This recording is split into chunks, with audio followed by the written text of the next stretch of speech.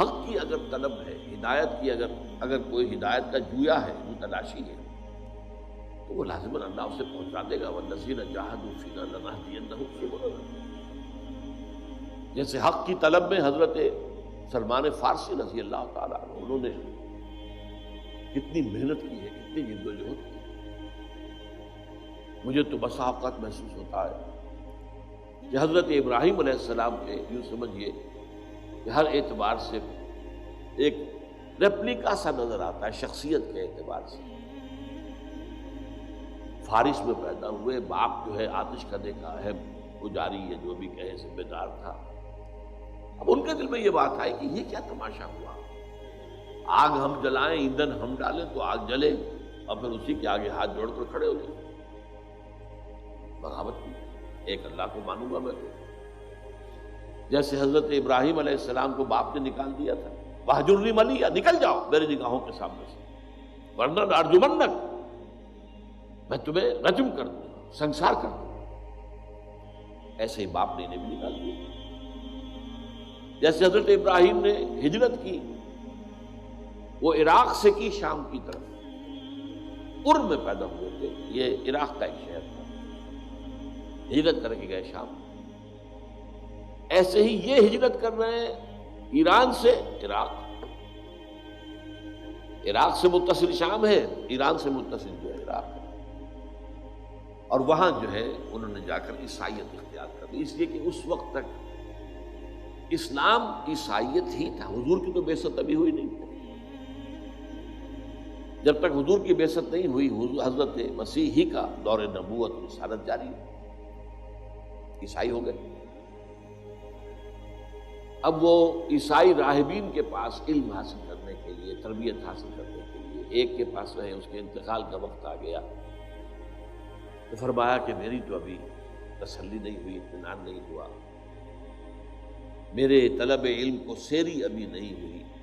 اس نے پتہ دیا کہ اچھا اب جاؤ فلاں راہب کے پاس چلے جاؤ، وہاں پہنچ گئے، وہاں زیر تربیت و تعلیم رہے، اس کا بھی وقت آ گیا۔ وہی بات دہرائی، تب اس نے کہا کہ میرا علم مجھے بتا رہا ہے کہ جنوب کی طرف کھجوروں کی سرزمین میں نبی آخر الزماں کا ظہور ہونے والا ہے۔ عیسائیوں میں اس وقت تک بڑے حق پرست لوگ موجود تھے حضور کے زمانے میں، آج کی عیسائیت ختم ہو چکی ہے۔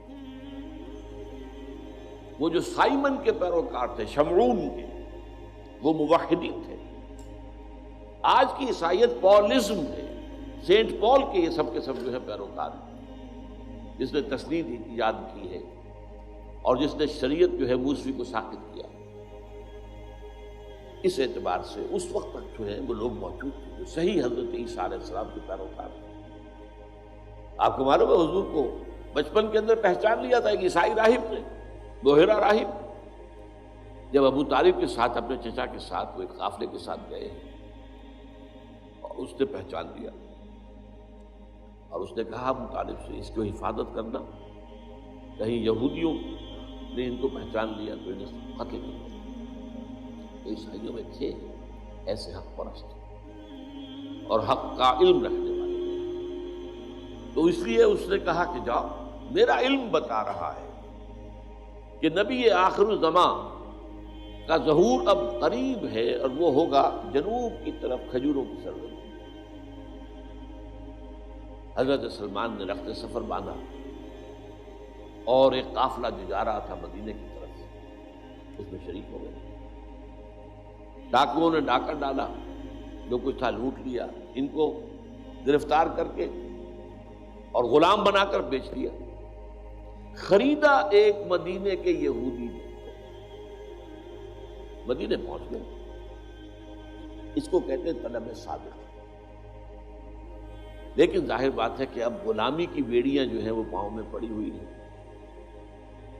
آگے تو نہیں جا سکتے۔ سن رہے ہیں کہ مکے میں ایک شخص نے دعویٰ کیا ہوا ہے، لیکن جائے کیسے؟ اب یہ کہ حضور خود تشریف لے آئے، ہجرت فرماتا ہے۔ تو میں کہا کرتا ہوں کہ یہاں کنواں جو ہے وہ چل کر پیاسے کے پاس گیا، حضور پہنچے صلی اللہ علیہ وسلم۔ اب انہوں نے اپنے مالک سے کچھ کھجوریں حاصل کی اور لے کر پہنچ گئے حضور کی خدمت میں۔ آپ نے پوچھا کیا ہے؟ یہ صدقہ ہے، آپ کے لیے لایا ہوں۔ میں صدقہ میں نہیں لیتا، یہ غریبوں کا حق ہے، تقسیم۔ اور یہ بات بتائی تھی اسی راہب نے کہ یہ ان کی جو نشانی ہوگی، صدقہ قبول نہیں کریں گے، ہدیہ قبول کر لیں گے۔ کچھ دنوں کا بیچ ڈال کے پھر کچھ کھجوریں لی، پھر پہنچ گئی۔ کیا ہے؟